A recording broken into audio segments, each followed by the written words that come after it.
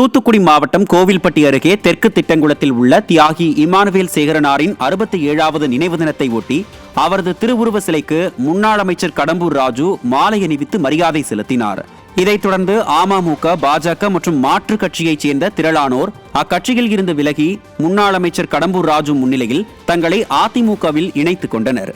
இந்த நிகழ்ச்சியில் மாநில பொதுக்குழு உறுப்பினர் ராமச்சந்திரன், நகர செயலாளர் விஜயபாண்டியன், முன்னாள் எம்எல்ஏ மோகன், ஒன்றிய செயலாளர்கள் பாண்டியன், பழனிசாமி, அன்புராஜ், வண்டானம் கருப்பசாமி, இளைஞர் இளம்பெண்கள் பாசறை மாவட்ட செயலாளர் கவியரசன், வழக்கறிஞர் அணி மாவட்ட செயலாளர் சங்கர் கணேஷ், வடக்கு மாவட்ட இணைச் செயலாளர் முருகேஸ்வரி, கலைப்பிரிவு மாவட்ட செயலாளர் போடுசாமி, மகளிரணி மாவட்ட செயலாளர் பத்மாவதி, மகளிரணி மாவட்ட இணைச் செயலாளர் ஜெயந்தி சரவணன், நகரமன்ற உறுப்பினர் செண்பகமூர்த்தி, ஆவின் கூட்டுறவு சங்க தலைவர் தாமோதரன், அம்மா பேரவை ஒன்றிய செயலாளர் சாமிராஜ், ஒன்றிய தகவல் தொழில்நுட்ப பிரிவு செயலாளர் மாரிமுத்து, முன்னாள் ஒன்றிய செயலாளர் இந்திரன், கழக நிர்வாகிகள் வாவதா முருகன், தங்கபாண்டியன் உள்ளிட்ட பலர் கலந்து கொண்டனர்.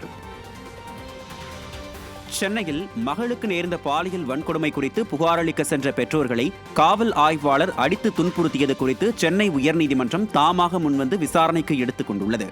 அண்ணா நகரைச் சேர்ந்த 10 வயது சிறுமியை பக்கத்து வீட்டு இளைஞர் ஒருவர் பாலியல் வன்கொடுமை செய்தது குறித்து அச்சிறுமியின் பெற்றோர் அண்ணாநகர் அனைத்து மகளிர் காவல் நிலையத்தில் புகாரளிக்க சென்றனர்.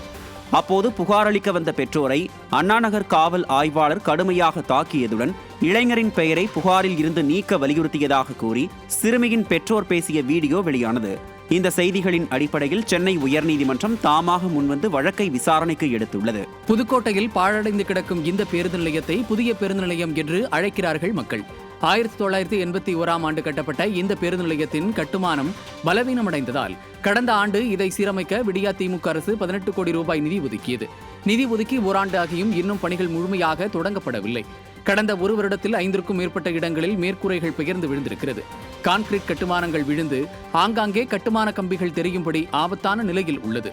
கட்டணமில்லா சிறுநீர் கழிப்பறைகள் சிதிலமடைந்து துர்நாற்றம் வீசுவதுடன் கொசுக்களின் உற்பத்தி இடமாக மாறியுள்ளது. ஆமை வேகத்தில் நடைபெற தொடங்கியுள்ள பணிகளை விரைந்து முடித்து பேருந்து நிலையத்தை சீரமைக்க வேண்டும் என்பதே பொதுமக்களின் கோரிக்கையாக உள்ளது.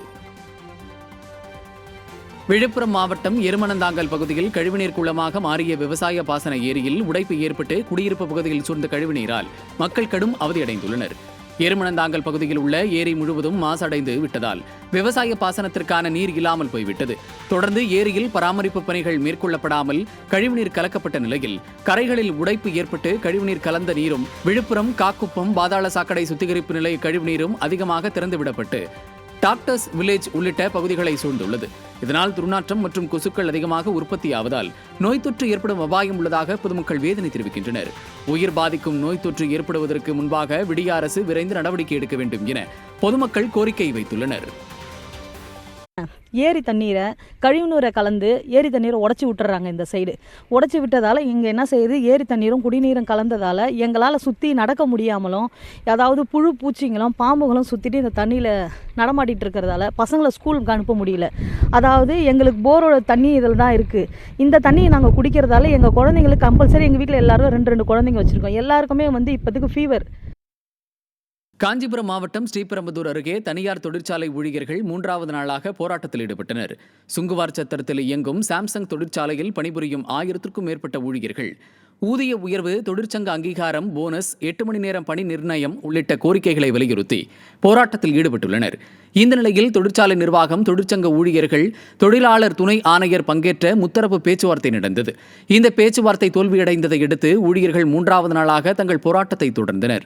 அப்போது போராட்டக் களத்தை தூய்மையாக வைத்துக் கொள்வது என அவர்கள் உறுதிமொழி ஏற்றனர். இதனையடுத்து அடுத்த கட்ட பேச்சுவார்த்தை வரும் 13ஆம் தேதி நடைபெறும் என அறிவிக்கப்பட்டுள்ளது.